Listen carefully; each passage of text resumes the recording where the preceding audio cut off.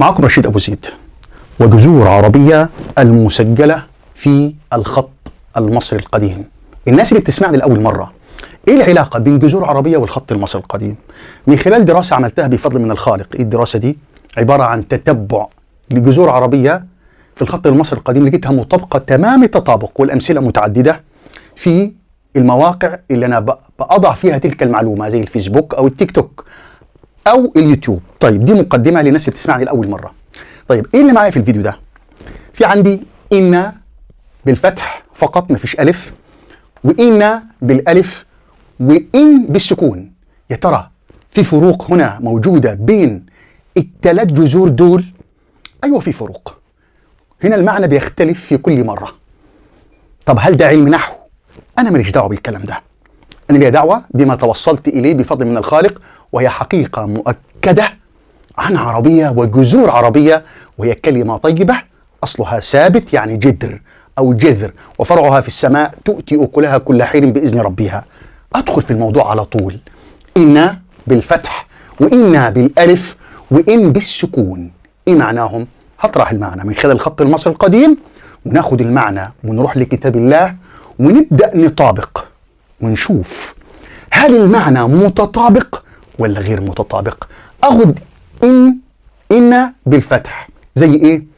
إن الله غفور رحيم، إن الذين آمنوا، إن الذين كفروا، إلى آخره. أطرح المعنى الأول وبعد كده نطابق نشوف. تتكتب كده في الخط العربي، ادي إن، خلاص، في الخط العربي كده، في الخط المعهود لينا اللي احنا عارفينه. تعال نكتبها بالخط المصري القديم ونشوف ايه معناها، وشوف المخصص للكلمة دي الإي. وادي هنا عندي الكمالة الكلمة.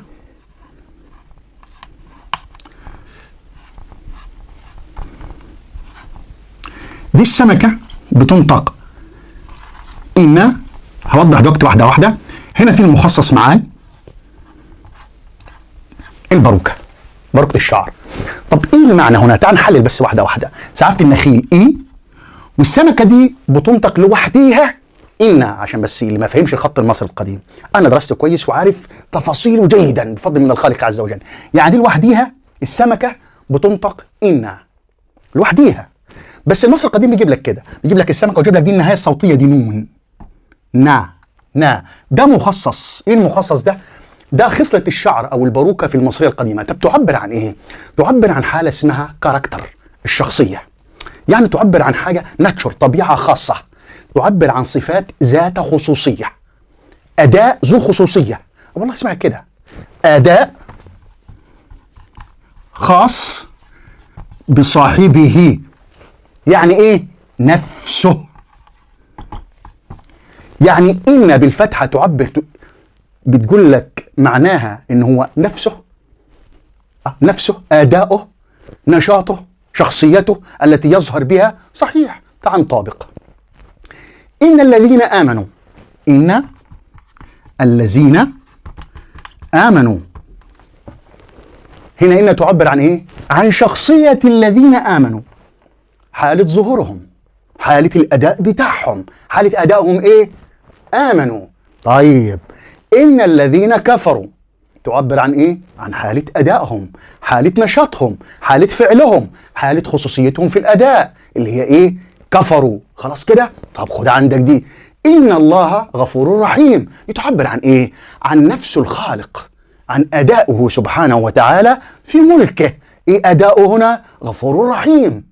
وهكذا. خد المعنى ده وروح لكتاب الله وطابق إن بالفتح باللي قلته لك ده واللي جه في الخط المصري القديم، وشوف المعنى مطابق ولا غير مطابق. ناخد التانية اللي هي إن بالألف، اللي هو إيه؟ إنا لننصر رسلنا والذين آمنوا. برضو إنا نحن نزلنا الذكر وإنا له لحافظون. هنا إنا بالألف. طب يا ترى إيه معناها؟ بتتكتب كده. أنا هكتبها لك بالخط المصري القديم وبعد كده إيه؟ نشرح. شوف الجمال في المعنى هنا من الرسمة نفسها، من الخط نفسه والرسمة.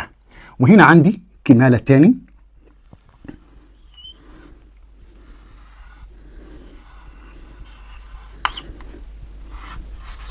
دي اسمها ايه؟ إن إن بالألف دي تعبر عن إيه؟ بصوا بالله عليكم، شوفوا الجمال هنا في الخط المصري القديم. رجلين في حالة أداء أو نشاط بتحمل فوقيها وعاء حمل. طيب يبقى الوعاء ده بينتقل من مكان لمكان بحالة حفظ.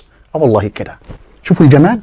وده يعبر عن الامتلاك الخاص، هنا عن خصوصية امتلاك بس في حالة أداء الفعل أو النشاط. في حالة أداء الفعل أو النشاط. معناها إيه في المصرية القديمة؟ معناها الحمل والجلب والإحضار. الحمل والجلب والإحضار بالخصوصية. الحمل والجلب والإحضار يتحط في موضع معين. هي دي إن. لاحظ، إن لننصر رسلنا. إيه المعنى هنا؟ أن الخالق يجلب قواه المتعددة والنصرة. هنا لننصر رسلنا والذين آمنوا. إنا نحن سبحانه وتعالى، نحن دي عايزة وقفة هشرحها لكم بعدين بتفصيل.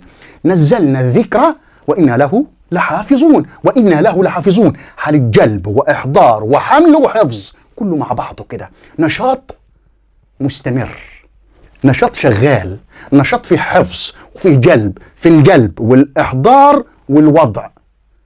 معناها كده والله في عربية.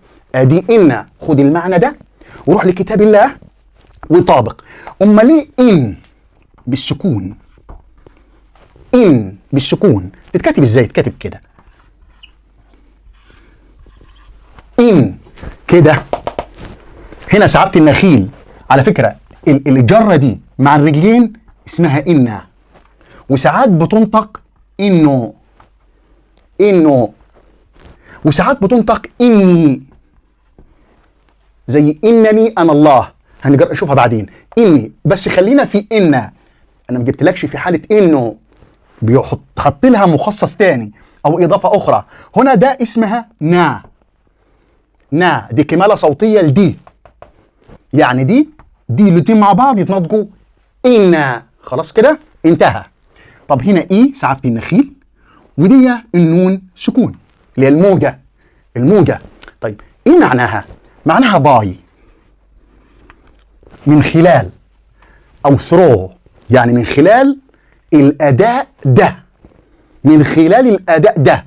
لاحظ عيسى عليه السلام حينما خاطبه ربه قال: يا عيسى أأنت قلت للناس اتخذوني وأمي إلهين من دون الله؟ قال: سبحانك. لاحظ اللي جاية دي، إن كنت قلته فقد علمته. يعني إن من خلال قولي، إن كنت قلته يعني من خلال أنا قولي اللي أنت أدرى بيه وعارفه فقد علمته. يبقى إن تعني إيه؟ تعني خلال. بص، إن أحسنتم لأنفسكم. إن أحسنتم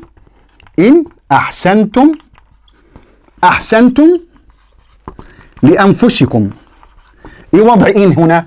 يبقى إن هنا تعني من خلال أحسنتم، يعني من خلال فعل أحسنتم أنتم أحسنتم لأنفسكم.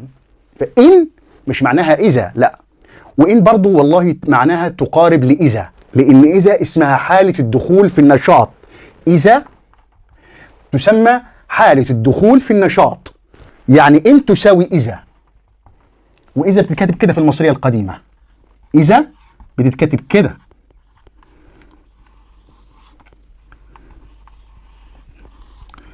دي البطة بتنطق ذا أو سا، إذا. ودي طائر العقاب وراها، دي اسمها إذا. إذا ومعناها هي حالة البروسيد أو بالتاك أون سيلف. ألف نفسه تجاه فعل ما، بدأ يؤدي أو دخل في أداء فعل ما. فربنا بيقول لك إن، أو حينما تبدأ في الدخول أو من خلال أحسنتم، في الحالة دي أحسنتم لأنفسكم. وإن بدأت تدخل في حالة النشاط الثاني، أسأتم فلها. روح حلل المعاني دي في كتاب الله. دي أبسط أمثلة أنا بجيبها لكم من خلال الخط المصري القديم بحالة مباشرة مش جذور متراكبة. في طبعا الجذور المتراكبة، في عندك ما تظنه أنت كلمات في المصرية في كتاب الله، كلمة دي عبارة عن جملة تتكون من جذور متراصة جنبا إلى جنب لتعبر عن حدث عظيم. هذا هنطرح مع بعض إن شاء الله باستمرار. هحاول بقدر المستطاع أن أنا أطرح معظم كلمات كتاب الله في شرح خلال فيديوهات على السبورة. وفي نهاية الفيديو أقول هذا والله أعلى وأعلم، والسلام عليكم ورحمة الله وبركاته.